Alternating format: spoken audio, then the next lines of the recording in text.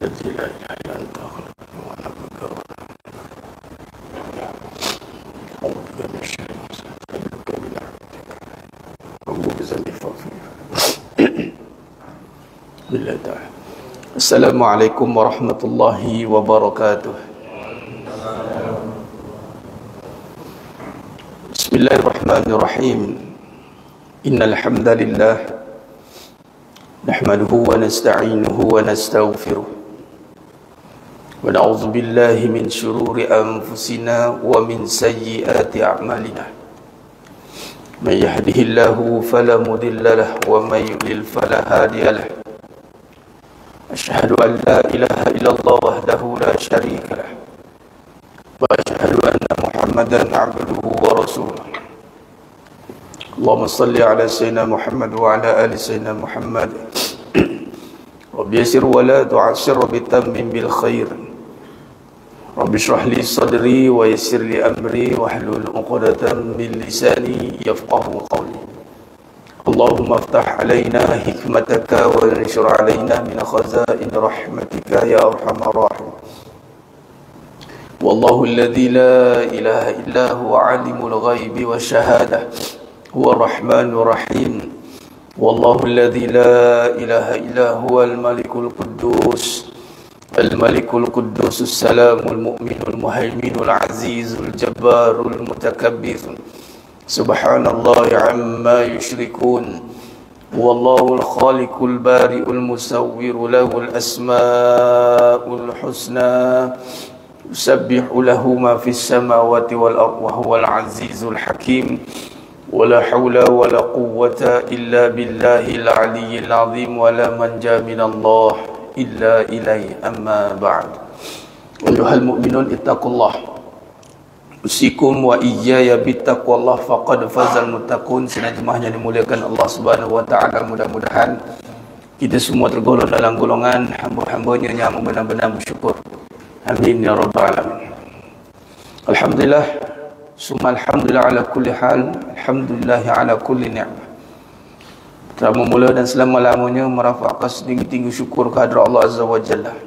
Dalam dikata dengan syukur yang sebenar, yang mana kata Syekh Ramadan Al-Buti rahimahullah ta'ala alaih mengatakan bahawa terjemahan syukur itu adalah dengan menerjemahkan seluruh nikmat menjadi taat. Seluruh nikmat, kalau dilihat dinilai hidup ini jemaah sekalian, ia adalah nikmat sebenarnya. Sebab itu kalau kita lihat dalam perbahasan hakikat kehidupan ini, kita mengkaji, mentafsir kembali sudut pandang kehidupan, kemudian kita melihat nas ataupun dalil yang nakli, yang qat'i, yang Al-Quran Al-Karim. Allah telah menerjemahkan kehidupan ini, dunia, dengan gambaran mata', yakni kesenangan. Dalam surah Al-Hadid ayat 20, wa mal hayatud dunya illa mata'ul ghurur. Sesungguhnya kehidupan dunia ini jemaah sekalian, memang Allah terjemahkan kesenangan. Lalu kesenangan itu adalah sebagai untuk apa? Dalam surah An-Naml ayat 40, Nabi Sulaiman alaihissalam ketika dikurniakan nikmat, lalu disebut KPI dalam konteks hidup ni, bila dapat benda kan, terus dia kata apa? Hazam min fadli rabbi. Ini semua adalah kurniaan daripada Rabb. Linabluwani, untuk menguji aku, untuk menguji aku. Ashkur, aku bersyukur, au akfur, atau aku kufur. Nah, jadi yang kita nampak dunia ni kejam, sengsara, sakit hati, putus asa, apa, kerana kita gagal menterjemahkan kesenangan yang kecil itu kepada ketaatan yang banyak. Kita nampak kesenangan itu banyak sehingga ketaatan kecil. Terbalik, mengecilkan nilai ketaatan, membesarkan nilai kemudahan. Bagi contoh nilai solat. Kita dah bahaskan dalam konteks masuk dalam Isra wal Mi'raj, kita akan nampak satu isyarat yang mana betapa besarnya ganjaran yang dibawakan oleh bagi Nabi Muhammad SAW kepada umat bagi Nabi Muhammad SAW. Antaranya ganjaran setiap kebaikan itu digandakan dengan 10 kebaikan. Satu kebaikan 10, satu kejahatan 1. Niat buat jahat belum dikira, buat baru dikira. Niat buat baik dapat pahala, belum buat lagi. Niat baru besar dengan jalan. Kemudian dapat pula nikmat solat. Kemudian Allah muliakan pula umat Nabi Muhammad SAW itu dengan apa? Dengan Allah turunkan surah yang 7 pada yang 7 ayat dari suratul Fatihah dan 2 akhir surah Al-Baqarah yang tidak pernah dibagi pada umat-umat yang lain. Khutbah tadi kan, ingat tak tu tidur ke macam mana? Tak kan? Ingat. Dalam tafsir At-Tabari tu yang dikeluarkan terjemahan ni. Jadi itu satu nikmat yang besar. Adakah kita mampu dengan Allah uji kita dengan dunia ini, kita mampu besarkan kurniaan Allah, ganjaran Allah ke tidak?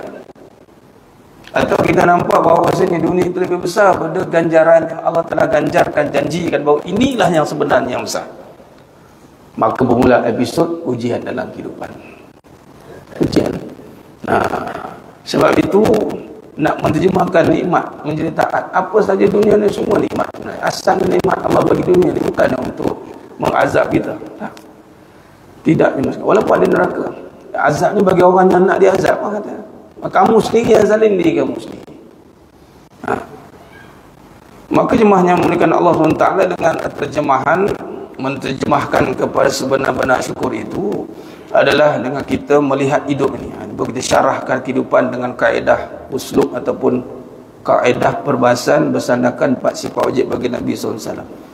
Sebab hidup ni cuma ada satu ujian yang mesti kita kena terima dan kita kena berjaya untuk jawabnya. Gagal jawab ujian kehidupan, maka gagallah akan jawab ujian kematian. Sebab fitnah mahya wal mamat, hidup dulu nak kena jawab ni. Gagal jawab ujian kehidupan, mati. Nampaklah kat situ. Macam mana nak kata gagal jawab ujian kehidupan? Dia akhirnya hidup ni meresahkan dia. Dunia ini memayahkan dia. Jadi macam terhalang. Resah pada hati menyebabkan dia terhalang untuk ingat Allah. Yang dia banyak adalah ingat susah. Apatah lagi kita diambang menuju pada akhir zaman di 2024. Macam-macam teori keluar je mas sekalian. Macam-macam sarana kebimbangan ditebar luas kepada umat. Yang banyak diingat adalah musuh Allah, musuh-musuh Islam yang banyak digembar-gemburkan. Tapi kekuasaan Allah sepi begitu ajalah. Allah yang tahu, Allah tu tahu, tapi resah juga hidup. Isra wal Mi'raj itu purposely adalah untuk menghilangkan kesedihan, keresahan dunia yang Nabi lalui. Keresahan dunia yang paling besar ialah kematian ataupun kehilangan. Nabi diuji lebih dahsyat, hilang 2 insan yang penting. Maka Isra wal Mi'raj itu perjalanan untuk menzahirkan tanda-tanda kebesaran Allah. Dan itu purpose kejadian manusia kita hidup atau muka bumi ini jemaah sekalian adalah untuk melihat tanda-tanda kebesaran Allah melalui kejadian-kejadian yang Allah jadikan. Kejadian yang paling dekat dengan kita, diri kita. Sebab tu bila kita rujuk balik kaedah perbahasan kehidupan ni, dimulakan dengan uslub yang pertama, siddiq, benar. Adakah kita bermula hidup dengan mencari yang benar ataupun kebenaran itu ditegakkan? Bagaimana yang dimasukkan benar itu? Benar itu adalah merujuk kembali kehidupan ataupun merujuk kembali segala perkara yang kita nak sandarkan dalam hidup ni kepada Allah. Wa kullul haqqun min rabbikum. Macam mana nak sandarkan kepada Allah? Mesti melalui Rasulullah sallallahu alaihi wasallam. Utusan. Itulah tujuan Allah utuskan Nabi Muhammad sallallahu alaihi wasallam. Maka bertepatan dengan itu kita gunakan kaedah sifat wajib bagi Nabi SAW. Sebab kita faham begini ni mas sekalian. Dalam bab ibadah, kita insya-Allah khusus, ibadah khusus ya. Ini sebagai contoh solat. Kita tahu bila kita berpandukan Nabi SAW, kita akan nampaklah tata caranya, kaifiatnya. Mengikut manhaj 4 mazhab yang besar. Namun dalam kita nak melihat hidup, adakah kita ikut manhaj Nabi SAW? Hidup. Itu the way of life. Manhaj ibadah adalah khususnya ya kita ikut manhaj 4 mazhab. Kita Syafi'iyah, Asy'ariyah, Al-Maturidiyah. Tapi dalam manhaj kehidupan, kita ikut cara Nabi tengok. Cara Nabi fikir, cara Nabi risau. Apa yang Nabi risaukan, apa yang Nabi fikir, apa yang Nabi lihat pada kehidupan ini. Adakah kita sudah selarikan? Sebab itu bila kita bawa balik kepada sifat wajib bagi Nabi SAW, kita nak align balik, kita nak bawa hidup kita ni, dan memang itulah purpose Nabi diutus. Innama bu'istu li utammima makarimal akhlak. Purposely, tujuan Nabi diutus adalah untuk nak bagi tahu manusia cara hidup yang sebenar melalui Allah. Siapa pemilik hidup ini? Allah. Kenapa? Sifat kamu mati, sifat Allah hidup. Kenalkan kepada manusia siapa Allah. Wa rabbaka fakabbir. Bagi tahu. Allah kata, punyalah manusia tak kenal pencipta, dia ikut hidup ni, aku yang punya. Ini tempat, ini kaum, ini kabilah, aku. Dia lupa dia sedang dikuasai oleh penguasa alam jagat raya. Memperkenalkan ini yang benar. Sebab tu hidup ini jemaah sekalian, dalam kita mencari kamus kehidupan, dalam kita mencari kalam-kalam hikmah ataupun dalam falsafah hidup, ini perbincangan yang terbuka, yang khusus. Dia ada dua kan, ibadah umum dan khusus. Kajian hakikat kehidupan ini adalah menjaga ataupun meneliti ibadah umum ni. Yang khusus mungkin kita akan teliti. Yang umum ni banyak huru-hara jemaah sekalian. Yang menyebabkan ibadah umum inilah menyebabkan tadi solat tadi yang besar tu nampak kecil. Nampak biasa je solat tu. Solat je lah, nak macam mana, nak buat apa lagi. Sampai orang anggap solat ni bila dah tak ada kerja. Solat awal waktu, try, kan saya pernah bincang sebelum ni. Try datang 5 waktu, ambil cuti seminggu tanpa gaji. Kita cabar sikit tanpa gaji. Kan? Ulang alik solat 5 waktu. Bukan suruh duduk kat masjid pun. Ulang alik solat dia 5 waktu, punctual, sharp. Tengok orang kata apa. Selalu nampak dia tak ada kerja kan. Nah, orang anggap ulang alik solat ni dah tak ada kerja sebab dia ingat hidup tu kerja besar. Ni ibrah solat 50 waktu ni sebenarnya. Punyalah Allah nak bagi tahu hidup kamu ni nothing. Aku nak suruh kau solat je sebenarnya. 50 waktu tak kerja tu kan. Tak kerja lain maksudnya. 50 waktu bagi 24 jam. Try tengok. Kita ambil paling minimum rakaat solat 2 rakaat subuh. Itulah dah 5 waktu kan. Paling minimum rakaat subuh kan. Cuba tengok subuh berapa minit kita ambil masa. Darat dengan 50 waktu. Bagi dengan 24 jam. Setiap setengah jam satu waktu solat. Tak tidur tu. Kalau tolak tidur pula malam. Lagi rapat kan. Setiap 15 minit waktu solat. Bayangkan yang 5 waktu solat pun orang kabut nak pergi kerja. Allah, subuh lambat dah sekarang ni. Allah, buat imam pula dia pantai baca panjang dah. Alah katanya. Setara yang 5 waktu pun dah rasa macam menghalang kerja. Dan kalau kita fikir balik, sebenarnya kerja kita apa sebenarnya? Solat. Intipati solat tu apa? Membesarkan Allah. Okey, dikurangkan jadi 5 waktu. Adakah bermaksud boleh kita anggap kita ni solat 5 waktu tu je? Tak. Terjemahkan pula 5 waktu ni kepada kehidupan. Macam mana kamu boleh taat serta dengan aku dalam keadaan solat yang tidak pernah berumur, membantah, menyalah, tak suka macam mana pun, sujud, tak pernah komplain, tak pernah blame. Bolehkah bawa dalam hidup sifat itu? Time sujud tuan-tuan, satu kedudukan posisi yang paling rendah, sehingga kan punggung kita lagi tinggi. Muka kita yang kita agungkan ni, yang kata jangan conteng arah di muka ni, tiba-tiba waktu sujud selevel dengan tapak kaki tuan-tuan. Ini alhamdulillah kita boleh sujud atas kapet. Kalau kena silap pergi bulan, kalau pergi Mekah dan Madinah, solat hari Jumaat tuan, silap pergi beratas, tak kita sujud. Waktu itulah kita sujud. Allahu Akbar. Ya Allah. Tak ada bangun pergi buat surat memorandum kepada Imam Sudais kata ni, ini satu penganiayaan. Sepatutnya semua dipaskan. Setakat hari ini tak ada seorang komplain pasal sujud. Beranilah komplain. Nak tahu mana petir tak petir, tengok. Paling kuat pun dia tak buat lah. Jadi nak kata solat ni apa, dia tak berani. Okay, sekarang ni solat surah Allah. Clear? Hidup suruhan siapa? Suruhan kita. Kalau solat suruhan Allah, hidup suruhan siapa? Siapa yang suruh kita hidup? Allah. Maka challenge kehidupan itu lebih besar sebenarnya.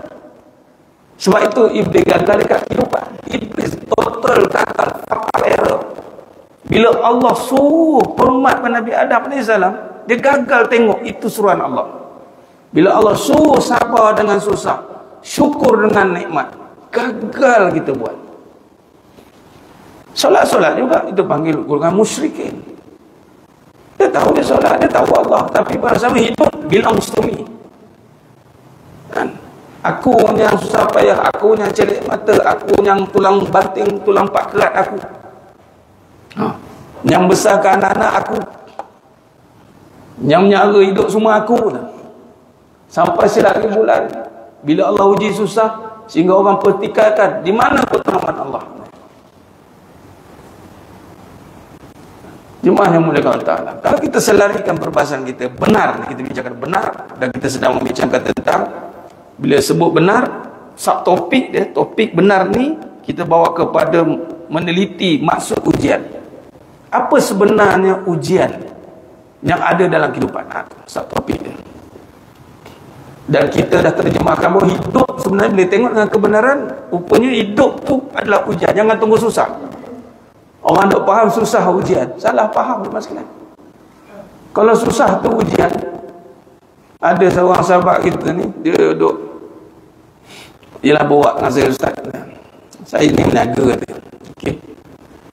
Tempat yang saya meniaga sekarang ini income tak banyak, tapi senang saya nak pergi solat, senang saya nak pergi ni kuliah, senang katanya. Tapi tempat itu income tak banyak.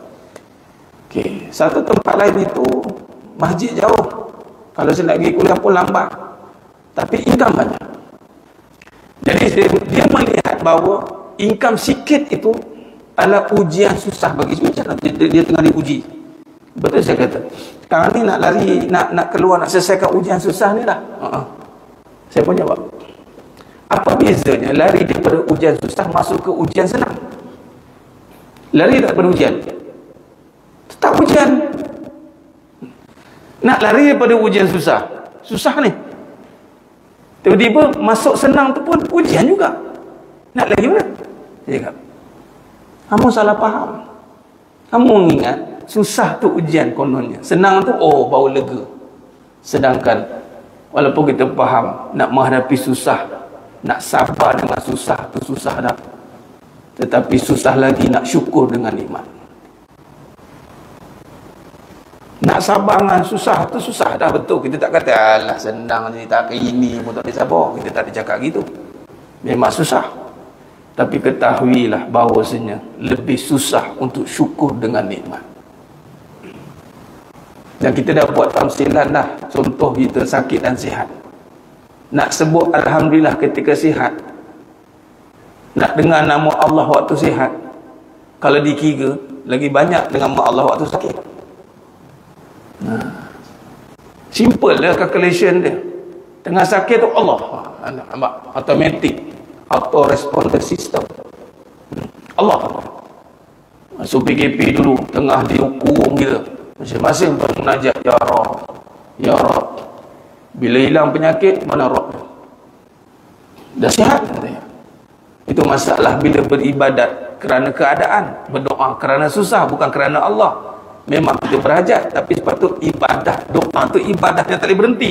Kau sihat ke, kau sakit ke, kau susah ke, kau senang ke, doa itu tanda orang beriman. Silahul mukmin, malah Nabi kata senjata pula tu. Siapa tak asah senjata dia, tumpulah. Time bila nak pakai tak boleh. Tapi kalau dia asah senjata dia, setiap kali itu dia pakai, dia time susah, time senang, malah Nabi kata siapa nak Allah ingat dia time susah, ingat Allah time senang. Tapi time senang tu susah nak ingat Allah. Time susah lah kita mengintip-intip, ya Rab, ya Rab. Tapi Allah ni maha pengasih kan. Allah bagi juga. Sebab Allah ni sifat istighna, tak berkehendak pada kita pun. Kalau Allah bagi apa yang kita nak pun, Allah bukan tak jejah apa pun. Walaupun kita tu datang penuh kemaksiatan, tanpa dia taat pada Allah, Dia minta apa yang dia nak, Allah bagi. Tak jejah sikit pun. Macam kita mungkin jejah alamak, hilanglah penghormatan, hilanglah kedudukan. Orang pergunakan kita, nak sesuatu pada kita, dapat dia lagi hilang. Kita punya satu sokongan, power hilang. Allah tidak. Sifat Allah itu, kalau belajar sifat Allah, qiyamu ta'ala binafsih, itu diisyarahkan dengan nisbah kepada istighna. Ibadat kita juta tahun pun tak boleh bekas pun. Allah sudah sedia mulia. Tinggal lagi kita yang nak muliakan supaya hati kita yang merasai kemuliaan Allah, kebesaran Allah. Ada orang kata Allah tu dah maha besar, nak besarkan apa lagi? Sudah katanya. Ada macam-macam pesen orang kan, dia cara fikir kan. Macam mana dia fikir macam ni kan? Yang dimasukkan besarkan Allah Ta'ala tu hati kita nak merasai kebesaran Allah. Allah sudah sedia besar, yakni ta'zim. A'zam dah, ismul a'zam dah. Kita nak mentakzimkan saja. Kita lah.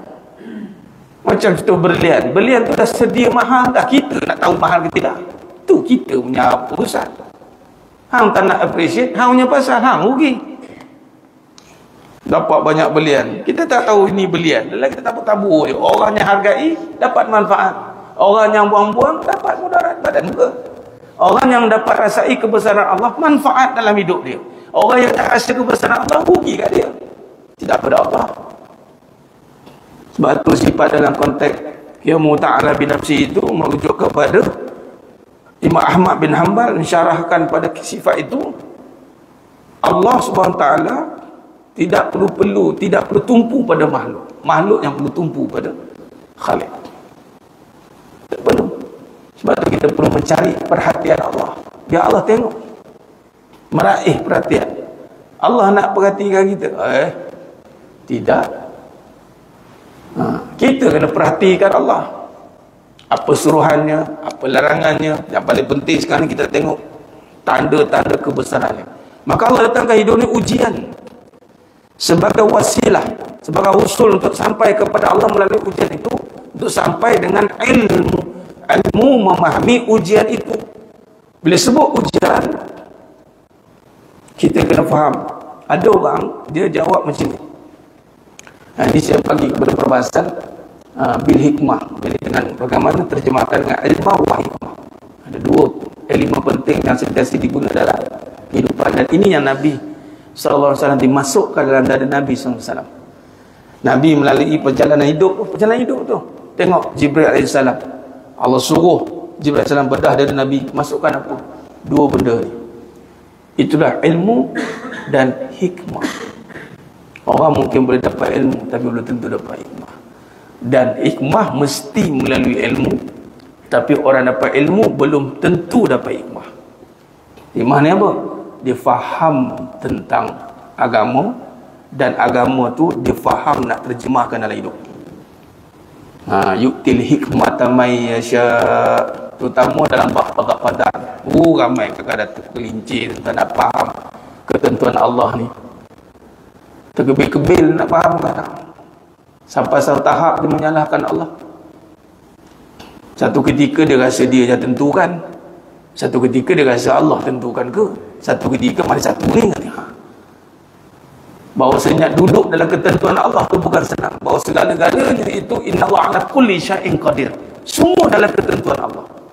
Kita tunduk pada ketentuannya dalam kita melakukan segala suruhannya yang memberi kesan ketentuan itu Allah. Ketika terjadinya peristiwa itu, sebagai contoh dalam perjalanannya di Isra', Nabi SAW tengok jumpa Nabi Adam AS, tengok kanan senyum, tengok kiri nangis, tengok kanan senyum, tengok kiri nangis. Nabi Jibril AS ditanya oleh Nabi SAW, kenapa begitu? Ketika dia tengok belah kanan senyum kerana cucu cicit Nabi Adam AS ke syurga, tengok kiri cucu cicit Nabi Adam juga ke neraka. Kan susu galma semua daripada Nabi Adam AS.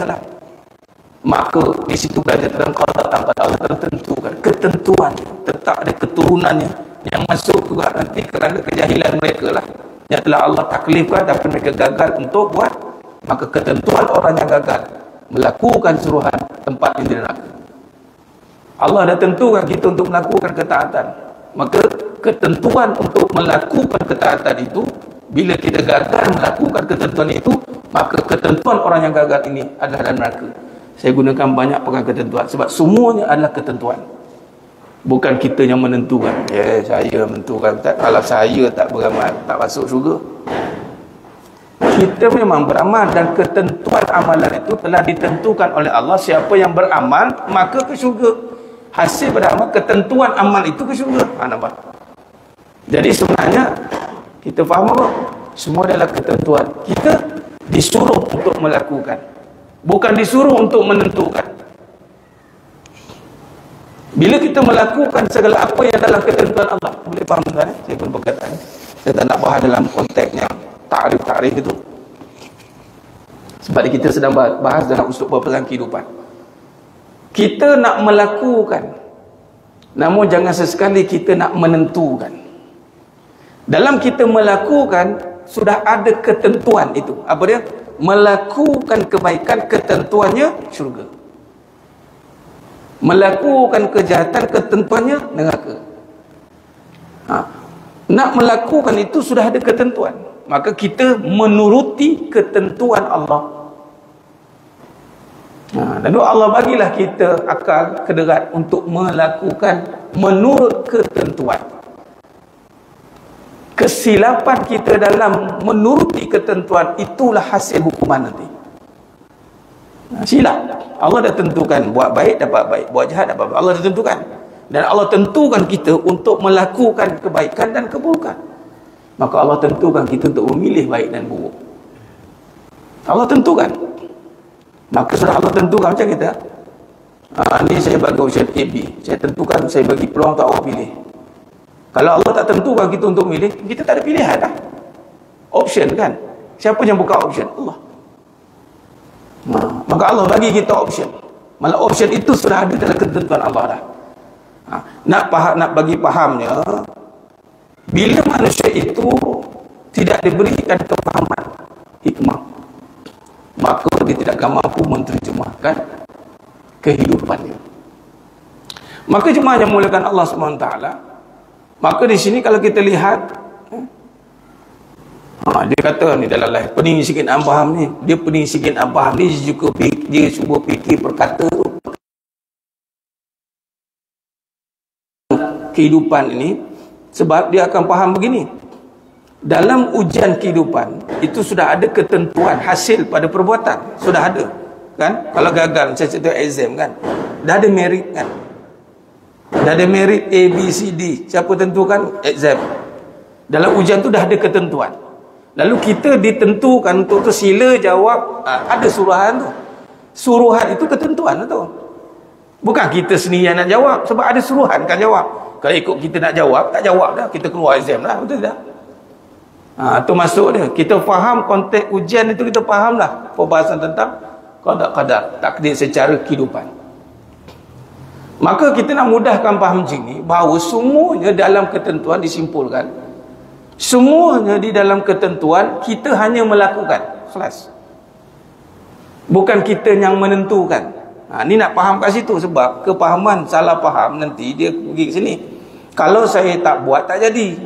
Itu dah jadi. Itu bukanlah pada perbahasan Ahlussunnah wal Jamaah. Kerana yang bagi jadi itu Allah SWT. Barulah rasa nak bergantung pada Allah. Contoh usaha. Ni bahas dalam bab usaha kita akan nampak. Usaha macam mana ni? Saya bahaskan pemahaman tentang usaha. Usaha kita bekerja, dapat duit. Hasil pada dapat duit itu, kalau kita faham dengan iman, hasil itu adalah kurniaan Allah, bukan hasil usaha kita semata-mata. Habis usaha kita ni menyatakan apa? Menyatakan kita adalah hambanya, kena berusaha. Dah. Kalaulah usaha menentukan hasil, kenapa ada orang yang berusaha tidak berhasil? Itu jawapan dia. Cuma ujian, ni ujian Allah uji ni. ketika dalam usaha itu nampak tak Allah yang memberikan hasilnya. Kalau nampaklah hasil semua ini adalah kurniaan Allah Subhanahu Wa Taala, maka ujian nikmat tadi hendaklah diterjemahkan dengan taat. Allah bagi kita, bagi rumah, bagi isteri, bagi anak. Apakah suruhan Allah pada nikmat itu? Kita usaha dapat duit, dapat. Itu kurniaan Allah. Bila kurniaan Allah tertakluk atas dia suruhan dan larangan. Bukan dapat duit saya saja dapat untuk ini duit aku punya, bukan sekadar aku punya je. Allah tanya balik. Maka di situ tertakluk atas kita untuk membawa nikmat Allah itu. Kalau nampak ini dari Allah, bukan hasil semata-mata dari usaha aku, maka yang pertama kita akan jaga nikmat ini agar tidak mengkhianati Allah. Kita faham kat situ. Dan yang kedua, yang utama, dia takkan boleh usahalah banyak macam mana pun, dia takkan boleh menentukan hasilnya. Akhirnya dia kena datang tunduk kepada Allah. Sebab tu bahaya orang yang memisahkan dunia dan akhirat. Bagi contoh, datang solat. Nak apa datang solat? Bukannya boleh dapat duit pun. Nak apa datang solat? Bukan boleh dapat makan pun. Jadi macam mana kita nak jawab bahawasanya dapat duit, dapat makan itu tak ada kena-mengena dengan solat? Lalu bolehkah kita terima satu kenyataan tak payah solat lah, bukan kena-mengena dengan makan dengan duit pun? Adakah boleh kita meninggalkan solat itu? Tidak boleh sepatutnya. Macam mana nak bagi orang faham jangan tinggalkan solat ini? Jadi solat ini ketaatan, jadi adalah suruhan. Hasil duit, hasil makan itu kurniaan Allah. Kurniaan Allah Ta'ala itu, walaupun kamu usahanya itu 10 kali, 20 kali, 30 kali, tak kisahlah gandaan usahanya, tetap hasil itu adalah kurniaan Allah. Jadi hasilnya itu membawa dia untuk tunduk pada Allah. Kalau dia tak dapat ke dia nampak bahasanya hazamin fa'li rabbi. Itu perbahasan. Akhirnya hatinya tidak boleh lepas daripada berharap kepada Allah. Setiap kali dia berusaha, dia akan berharap kepada Allah. Itu nama tawakal. Adapun perjalanan tawakal itu bermula dengan keyakinan yang dinamakan takwa. Wa may yattaqillaha yaj'al lahu makhraja. Kemudian dia takwa, dia beriman kepada Allah, lalu dia menyerahkan urusan-urusan yang mana nak menentukan bukan atas ketentuan dia. Maka dia menyerahkan kepada Allah. Lalu dia berdoa. Sebelum kita berusaha kan kita berdoa. Kita nak makan nasi, kita doa dulu. Sama juga dengan kerja lagi semua, kena doa dulu. Apa maksud doa? Nak menunjukkan hasil saat lagi dapat tu bukan kita buat tentukan. Jadi bila dah berdoa, kita pun berusaha. Jom kita doa selamat dulu sebelum nak exam saat lagi, kita doa selamat. Kenapa nak doa selamat tadi? Ada orang kata tak doa pun jadi, dia tak nampak Allah bagi jadi. Dia dah gagal kat situ dah. Orang yang memisahkan ibadat, solat, doa, mujahadah, taqarrub ila Allah ni, dia automatik dah pisahkan dah. Tak solat pun tak doa pun bagi jadi. Tengok aku tak doa pun dapat. Itu bala besar bagi dia lah, istidras. Tapi yang kita yang nampak kebergantungan, terkaitan kita dengan Allah SWT itu adalah dengan kita. Sebelum kita nak berusaha, nak jawab exam, kita pun buat doa selamat. Kita minta munajat kepada Allah. Kerana lepas kita doa, kita buat apa? Usaha. Lepas kita doa, kita akan berusaha. Berusaha itu bersandarkan pengharapan tadi. Ya Allah bagi jadi. Menyebabkan lepas kita doa tu, kita usaha, akhir pada usaha itu tetap kita akan berdoa balik kepada Allah. Kita tawakal, kita serah balik kepada Allah. Dah habis usaha, dah buat terbaik, ya Allah, aku serahkan kembali keputusan kepada perbuatanku ini kepadamu, ya Allah. Itu dikapit tu, usaha tu dikapit. Doa dengan doa sebenarnya. Bermula dengan doa, kemudian dia berusaha, ditutup dengan doa. Doa ini kembali kepada tawakal kepada Allah.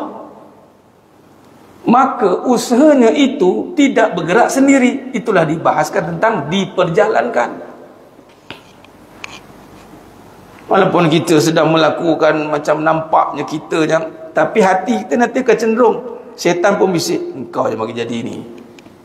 Sebagaimana terkena pada Qarun. Allah uji dengan kesenangan. Bila dia tanya, macam mana boleh berjaya ni? Dia jawab dengan apa? Dengan diri dia lah, dengan kepandaian dia lah. Dia tahu bahawa yang bagi itu Allah, tapi dia tak nak jawab Allah dulu. Dia tak nak mengaku bahawa itu kurniaan Allah SWT. Dan ini mas sekalian sangat berlaku apabila kita bincangkan dalam bab ujian ini. Hakikat ujian dan masalah yang mana kalau kita lihat balik perbahasan susah senang itu adalah perjalanan hidup. Dalam surah Al-Anbiya ayat 35 Allah SWT berfirman, kullu nafsin za'iqatul maut walana belukum bisyarri wal khair fitnah wa ilaina turja'un. Setiap yang bernyawa pastikan mati. Kami menguji mereka, kami menguji kamu dengan bisyarri wal khair, dengan kebaikan dan bisyarri dan keburukan dan kebaikan, fitnah ujian, cobaan. Cobaan dia dua perkataan yang lebih tepat. Nah, kita kalau ngaji ni kita kena letak tepat terus. Kadang-kadang ada orang tertukar ujian, cobaan. Tadi kita dah bahaskan tertukar. Ujian ni susah je, senang tu bukan. Kita dah betulkan kat situ bahawasanya susah senang tu ujian. Ujian tu adalah perjalanan. Sepanjang hidup perjalanan kita tu semua tu ujian. Contoh SPM, ujian. Seluruh yang berlaku ni, bulan ini adalah bulan ujian SPM. Subjek itu dipanggil fitnah, cobaan. Dalam SPM itu akan dicuba pelajar-pelajar ini 8 subjek, 10 subjek. Dalam ujian kehidupan itu akan dicuba manusia itu dengan 2 subjek besar. Apa dia? Keburukan dan kebaikan. Dan kedua mod perbahasan ataupun skema jawapan ini mestilah dijawab kepada apa? Wa ilaina turja'un. Susahkah, senangkah, dia mesti huraikan di manakah ataupun bagaimanakah ataupun apakah tanda-tanda kebesaran Allah di dalam perjalanan kesusahan kamu. Sila huraikan. Sebab tu kita jawab ujian ni bukan sekadar menangis, semenung, meresah. Kita tak jawab ujian lagi. Mana ada orang masuk ujian menangis kat meja exam tu? Ujian kata menangis kat situ. Ujian. Aku masa exam suruh belajar tak mau, dia marah. Ketika kita jawab ujian menangis, ada orang peduli kat situ. Kita tak jawab, kita lah rugi. Jadi tengok pula sebelum kita nak masuk ujian, adakah kita dibiarkan tanpa diajar? 5 tahun dipersiapkan. Dan nak bagi tahu pula 5 tahun belajar, ujiannya 2 jam setengah. Ujiannya 2 jam setengah. Jemaah sekalian, 5 tahun belajar 2 jam setengah ni bila gagal, kesan tak kepada 5 tahun ni? Sebab tu kita bila kita ujian macam iblis, sekali tu kena, kesan tak kepada seluruh hidup dia? Kesan. Tak ada lagi orang ujian 5 tahun belajar, bila jawab ujian gagal. Oh, cerdik dia ni. Ada. Sebab tu tak payah jawab ujian tu. Kalau tak nak, kalau tidak hati kan keluar risau kan.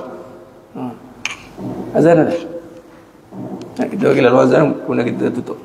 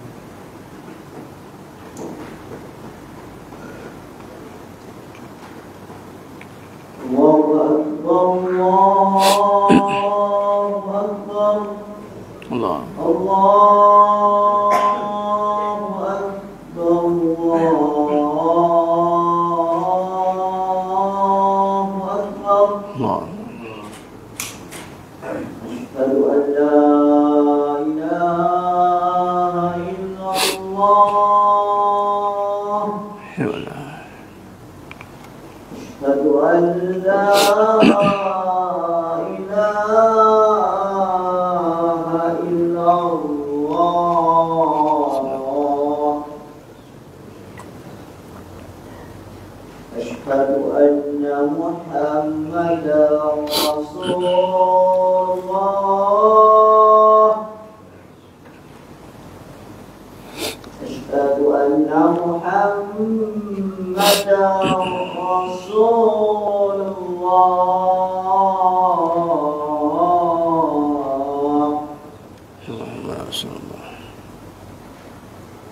حي على الصلاة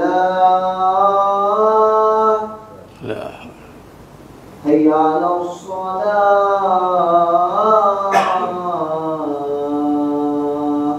لا حي على الفلاح لا حول ولا قوة حي على الفلاح لا الله أكبر الله أكبر الله أكبر الله أكبر لا إله إلا الله لا إله إلا الله محمد رسول الله وبعث إنك لا تقدر Allahumma salli ala sayyidina Muhammad wa ala sayyidina Muhammad. Sudah jemaah yang mulakan Allah SWT. Khair. Sambung sikit, kemudian kita pergi pada kesimpulan. Berbalik pada topik perbincangan kita ni, menilai sudut pandang kehidupan, bersandarkan sifat Nabi yang pertama Siddiq, yang ini benar, yang ini merungkai kebenaran dalam sudut pandang Al-Quran. Bukan kita melihat ujian susah, tengok dari sudut kita. Tanya orang, macam mana susah kamu? Oh, susah aku, jangan cerita lah. Tak tahan aku. Cerita itu kan. Ramai orang bila cerita kesusahan, apa yang dia cerita? Satu, perasaan. Yang kedua, keadaan dia. Yang ketiga, kebenaran dia. Sedangkan Allah SWT membawa perbincangan susahnya Nabi lalui dengan tanda-tanda kekuasaan Allah.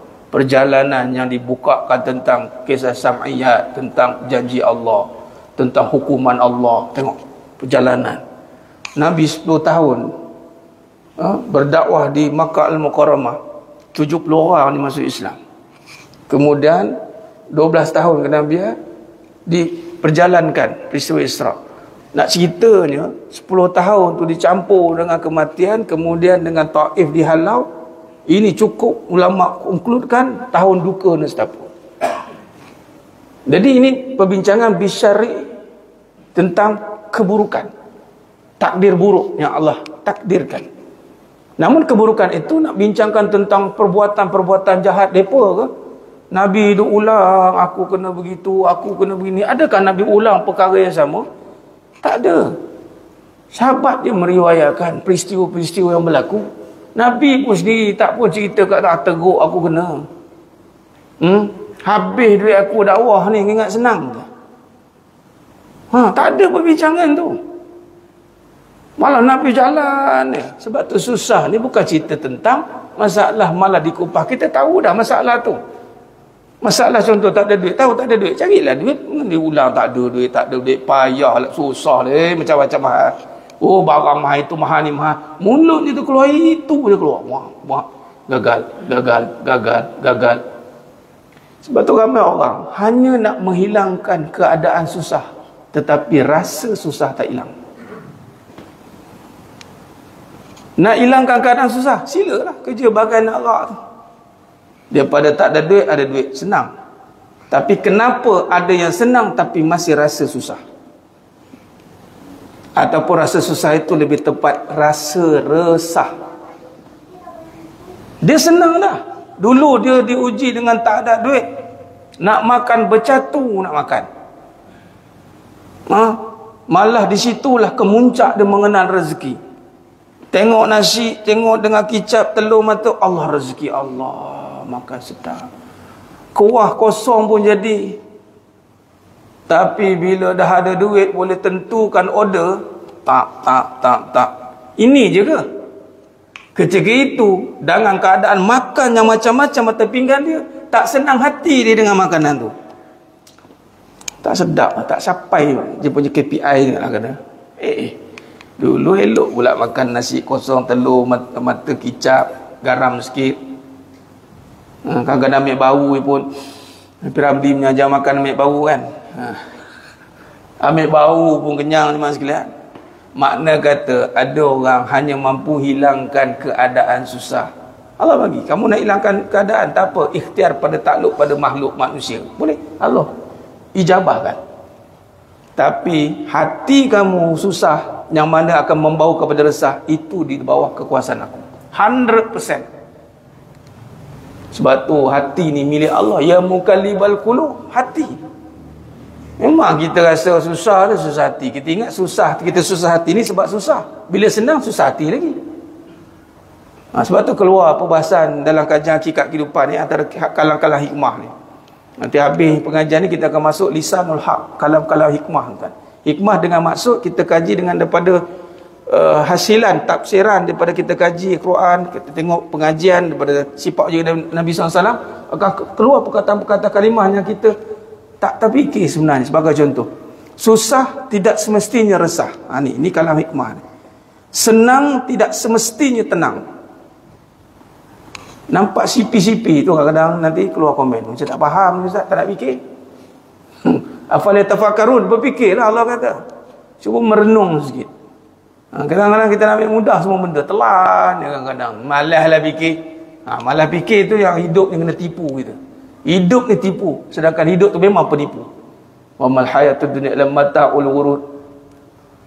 Kesenangan yang menipu. Susah, senang. Resah, tenang. Susah, senang, keadaan luar. Resah, tenang, dalam. Boleh jadi dia susah tapi dia tenang. Boleh jadi dia senang tapi dia resah. Bagaimana nak counter resah dengan tenang? Tanda-tanda kebesaran Allah. Bukan dilalukan dengan susah. Oh, serik aku susah ni. Oh, cukuplah tobat lahum katanya. Tobat lahum terus. Oh, perit aku susah ni. Dia fikirnya perit dia. Dia tak fikir Nabi lebih perit daripada dia. Tak ada pun Nabi serik berdakwah. Tak ada. Ingatkan habis dah kat Mekah tu, settle lah. Dah. Sampai ke Madinah, patah gigi Nabi, duk kena tibah dengan pedang perang Uhud, duk kena sini. Time bulan puasa, perang Badar Akubra. Nampak? Ini semua persiapan yang telah dimantapkan ketika berada di Mekah. Orang yang hati yang tenang, walaupun berhadapan dengan susah, dia mampu mengatasinya.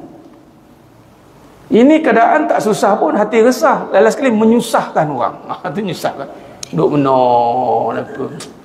Tah buat tu tak jadi, buat ni jadi. Sebab hati resah. Hati resah benda senang jadi susah. Hati tenang benda susah jadi senang. Itulah Nabi SAW. Susah amat tentang berdakwah, bukan senang. Bermain nyawa jadi taruhan. Nak diancam bunuh lagi. Bayangkan Nabi nak diancam bunuh. Patutnya berlakulah perbincangan seriknya. Para sahabat, kalau tak Nabi pun sahabat lah. Sahabat manusia biasa kan. Manusia juga. Nabi manusia luar biasa. Manusia biasa tapi bukan biasa-biasa. Mesti ada sahabatnya akan bertanya, macam nikah ya Rasulullah kami kena hadapi. Sesusah inikah ya Rasulullah? Seberat inikah ujiannya ya Rasulullah? Tak ada kalian. Allah uji dengan badan aku berat 313. Nak lawan 1000. Waktu itu baiat nak jaga Nabi, bukan ikut Nabi perang. Sekali dia pun kata tak ada, pantang mundur ya Rasulullah. Lawan tetap lawan kata. Lawan the best among the best, 313. Mereka ke depan ikutkan serik dah tu kan. 13 tahun dah serik lah kena. Mus'ab bin Umair serik lah. Dia meninggalkan kesenangan umur bawah 20-an. Yang mana waktu itu sehandsome orang. Pakai baju kemas. Dengan minyak wangi custom. Dia je ada. Ketika ikut Rasulullah, sesusah-susahnya. Tapi pernah rasa menyesal? Tak ada. Isteri Nabi SAW, Sayyidatina Khadijah Rada Akubra. Daripada duit banyak, harta banyak, wafat, tinggal apa pun tak ada. Sehingga kan diriwayatkan kalau tulang ini boleh digunakan, silakan. Orang duk ramai nak jadi macam Sayyidatina Khadijah radhiyallahu anha. Yang orang perempuan pun terinspirasi. Saya kata inspirasi mereka daripada tak ada harta kumpul harta. Lepas tu berkira dengan suami sendiri. Lepas tu transfer share 100%. Yang faham-faham. Yang faham-faham ada kes, ada kes. Dah transfer share 100%, lepas tu lega. Sayyidatina Khadijah anak aku bro, transfer share 100% ke Nabi. Terbalik. Daripada ada duit, tak ada duit. Kita daripada isteri tak ada duit, berduit. Berkumpul lah tu. Selit sana, selit sini. Ni emergency. Kokok lah kena tinggal kan. Ada. Tengok. Mentality. Ada duit tu bukan kata nak guna untuk taat, untuk pahala, untuk education ke apa. Tak. Anything happen, kokok lah kena tinggal. Nak pula berlaku. Tengok. Nak keadaan. Aku dah kata dah, bila tak ada duit, tengok kau kena tinggal. Apa kau ada dah? Orang perempuan pun tahu tak apa. Kemudian guna nama Sayyidatina Khadijah radhiyallahu anha kubra. Nampak? Walhal tak ada raut wajah sampai Allah kirim salam. Punyalah tak serik. Ni nak cerita nak serik ni. Yang melihat susah Nabi. Manusia pertama masuk Islam. Ni nak bagi tahu ni, kalau kita bahas bab susah, kalau kita cerita serik susah, belum cerita tentang hikmah susah. Yang ni patutnya susah, mesti kena cerita tentang tanda-tanda kebesaran Allah, sehingga dapat dalam hati keyakinan. Dan ketika Allah beri dia ujian yang lebih susah daripada itu, apa dia? Senang. Dia sedang mempersiapkan untuk ujian yang lebih susah. Sepatutnya orang susah, dia kena faham macam ni, aku lepas ni lebih susah. Macam mana pula tu Ustaz? Kerana susahnya aku nak syukur pada Allah. Lepas ni Allah bagi senang kat aku. Patutnya dia persiapkan pula. Macam mana dengan ilmu nak melihat tanda-tanda kuasa Allah. Di situ kita bahaskan di sini jemaah sekalian. Sebab itu kesimpulan penutup, dalam perjalanan kehidupan ini membincangkan tentang ujian, kita telah meneliti kembali bahawa meletakkan kebenaran, yakni melihat kekuasaan Allah dalam mana-mana keadaan, susah atau senang. Dan keadaan itu akan menjadi cobaan untuk kita. Cobaan apa tadi? Susah, baik, buruk. Kerana keadaan buruk ni biasanya, hati-hati. Bila buruk, dia akan bersangka buruk dengan Allah. Hati-hati. Su'uzon. Itu datang pasal su'uzon. Apa dia? Ya Allah tak tolong lah. Walhal pertolongan Allah itu telah pun sampai kepada orang yang beriman melalui apa jemaah sekalian? Solat. Selagi mana dia solat, selagi itulah pertolongan Allah bersama dengan dia. Dan nak pula solat di masjid, di mana tempat dilakukan azan, berjemaah. Lagilah dia punya authority, priority letak VVVIP, privilege, special line. Orang yang jaga 5 waktu, dia sebenarnya sedang mendapat pertolongan Allah. Dia ada fast lane. Ini orang yang awal waktu, privilege, tak perlu nak queue. Dia akan masuk, dia macam pergi flight kan, dia ada privilege, special launch untuk orang yang nampak solat di pertolongan Allah. Kalau tak nampak, lagilah cara-cara yang biasa tu. Wallahualam jemaah sekalian. Takat tu dulu pada malam yang penuh barakah ni. Tak mahu panjang sikit, cover boleh lepas tak datang. Kita kan doktor, tak mahu doktor, lepas saya exam, saya baru habis exam 2 paper, alhamdulillah. Ni tengah cuti ni, nak masuk final lagi setahun ni insya-Allah. Doakan jemaah sekalian, moga Allah permudahkan perjalanan ujian peperiksaan dunia ni, untuk ilmu lah insya-Allah. Wallahu alam. Mohon maaf daripada saya kekurangan, terkasar kata tu kurang bicara yang payah-payah. Hanya Allah Taala sajalah yang mampu menyempurnakan perbahasan kita pada malam yang penuh barakah ni, sehingga kita bertemu lagi bersiakan datang. Aku qouli hadza wa sallallahu alaihi wa lakum wa bila taufiq wal hidayah. Wassalamu alaikum warahmatullahi wabarakatuh. Tangguh dengan tasbih kafarah dan suratul asr. Subhanakallahumma wa bihamdika, asyhadu an la ilaha illa anta, bismillahirrahmanirrahim. Wal 'asr. Inna al-insana fi khusr illa alladhina amanu tawasaw bil haqqi wa tawasaw bis sabr. Wallahu a'lam bisawab. Takbir. Allahu akbar.